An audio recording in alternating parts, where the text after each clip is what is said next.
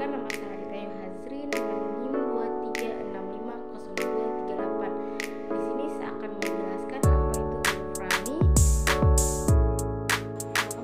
Oke, ini tampilan awalnya dengan judul Wireframe. Terus pada slide kedua ini menjelaskan apa sih itu Wireframe. Wireframe adalah sebuah kerangka untuk menata suatu item di dalam website atau aplikasi. Pembuatan wireframe biasanya dilakukan sebelum pembuatan produk tersebut dilakukan. Itemnya berkaitan seperti teks, gambar, lighting, dan sebagainya. Terus pada slide ketiga ini menjelaskan tentang isi wireframe. Pada saat membangun suatu halaman web atau aplikasi, tentunya ada beberapa pertimbangan dan hal wajib yang perlu kita ketahui. Pertimbangan tersebut antara lain, yang pertama yaitu halaman harus menyesuaikan dengan website atau aplikasi secara keseluruhan. Yang kedua, isi seperti tulisan, gambar, video, dan lainnya harus memenuhi tujuan dan dapat disampaikan ke pengguna dengan baik. Ketiga, elemen di setiap isi, link, dan widget harus berhubungan dengan elemen lainnya. Terus yang keempat, halaman web atau aplikasi harus terlihat sebagaimana yang diminati user. Lalu pada slide keempat ini menjelaskan apa saja sih komponen wireframe. Komponen wireframe itu ada 5. Yang pertama itu layout utama, navigasi, terus kedua navigasi, yang ketiga interface, yang keempat informasi, dan yang kelima yaitu fitur tambahan. Di layout utama ini, layout utama adalah salah satu bagian terpenting dari proses wireframing saat membangun aplikasi website. Terus navigasi ini bertujuan untuk membantu pengunjung untuk menjelajahi website atau aplikasi dengan mudah dan sesuai dengan yang diinginkan. Terus pada interface ini adalah komponen yang berhubungan dengan sarana interaksi antara bagian yang terlihat dari halaman web dan pengunjung. Dan komponen informasi ini berisi konten utama yang akan ditampilkan dan dapat diakses oleh pengguna. Lalu yang terakhir yaitu fitur tambahan. Fitur tambahan adalah bahwa komponen wireframe ini dibuat berdasarkan kebutuhan pengguna. Lalu di sini manfaat membuat wireframe terlebih dahulu. Sebenarnya ada banyak, cuma yang saya tahu di sini ada 3. Yaitu yang pertama menghemat waktu, yang kedua memberikan gambaran sejak awal, dan yang ketiga lebih terstruktur. Yang dimaksud menghemat waktu di sini dengan menggunakan wireframe, pembuatan website akan lebih menghemat waktu. Ini dikarenakan perubahan desain website jauh lebih mudah dan cepat jika dilakukan saat masih dalam bentuk konsep. Lalu memberikan gambaran sejak awal. Tidak perlu menunggu situs selesai untuk mengetahui ide desain. Dengan wireframe, semua orang yang terlibat dalam pengembangan website dapat merasakan situs website dari awal. Terus di sini lebih terstruktur. Dengan adanya wireframe, pengembangan situs website jauh lebih terstruktur. Bukan hanya dalam konsep dasarnya sudah diketahui, tetapi juga karena setiap komponen sudah tertata dengan baik.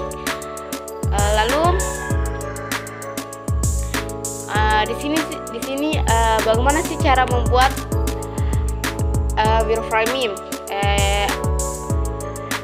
Langkah-langkah membuat wireframe itu, yang pertama itu kita melakukan riset terlebih dahulu, lalu siapkan tool, setting gear, dan menentukan tata letak, lalu mengisi konten.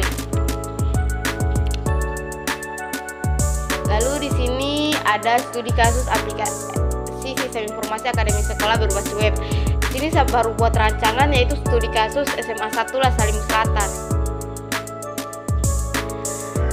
Di sini latar belakang yang saya ambil itu sekolah sebagai lembaga pendidikan formal memiliki berbagai aktivitas administrasi dan akademik seperti pencatatan data siswa, pengisian nilai, jadwal pelajaran, dan kehadiran. Namun di SMA 1 Las Salim Selatan ini proses-proses tersebut masih dilakukan secara manual menggunakan kertas atau spreadsheet. Hal ini menyebabkan banyak kendala seperti proses input dan laporan nilai memakan waktu lama, resiko kehilangan data yang tinggi, guru kesulitan dalam melakukan rekap absensi dan nilai. Lalu siswa dan orang tua yang tidak bisa memantau perkembangan akademik anak secara real time.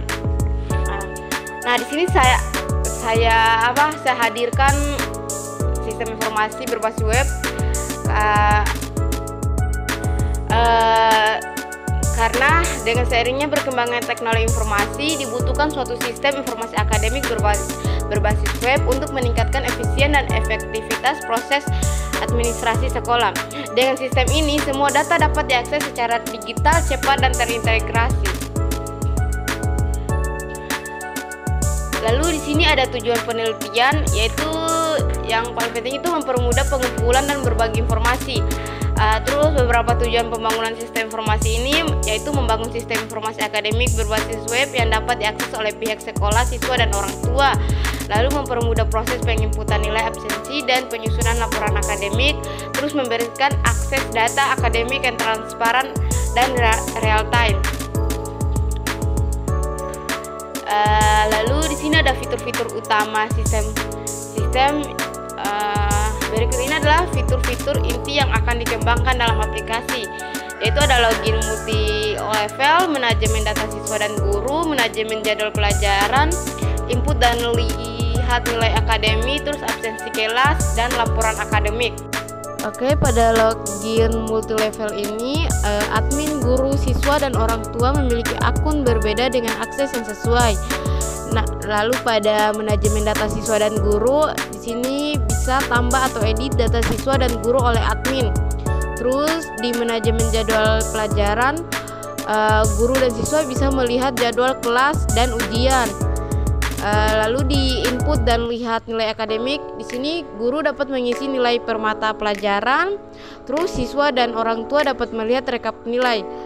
Dan pada absensi harian, guru mengisi absensi tiap pertemuan, orang tua dan siswa dapat memantau kehadiran, dan bagian laporan akademik ini dapat dicek untuk kebutuhan rapor semester atau laporan tahunan.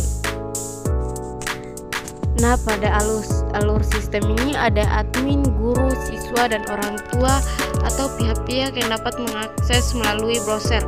Yang dimaksud di sini yaitu admin bertugas untuk menginput data guru dan siswa. Terus di guru login ini input nilai dan absensi siswa. Terus di siswa yaitu login melihat nilai absensi jadwal. Terus di orang tua yaitu login melihat laporan akademi anaknya. Lalu semua pihak dapat mengakses sistem via web melalui browser. Lalu pada WeFlyMe atau gambaran antarmuka, deskripsinya yaitu di sini ada halaman login, dashboard guru, dashboard siswa, dan dashboard orang tua. Yang isinya halaman login ini yaitu from login dengan pilihan user admin, guru, siswa dan orang tua. Terus pada dashboard guru ini yaitu menu input nilai, absensi dan jadwal out. Terus pada dashboard siswa ini menunya yaitu lihat nilai, jadwal, absensi dan logout. Terus pada dashboard orang tua itu di sini ada menu rekap nilai anak dan kehadiran dan logout. Lalu di sini ada kesimpulan yang terakhir yaitu pengembangan sistem informasi akademik berbasis web sangat penting bagi SMA 1 Lestari Selatan dalam meningkatkan kualitas pengelolaan data akademik. Dan sekian, terima kasih dari saya, semoga ilmunya bermanfaat. Wassalamualaikum warahmatullahi wabarakatuh.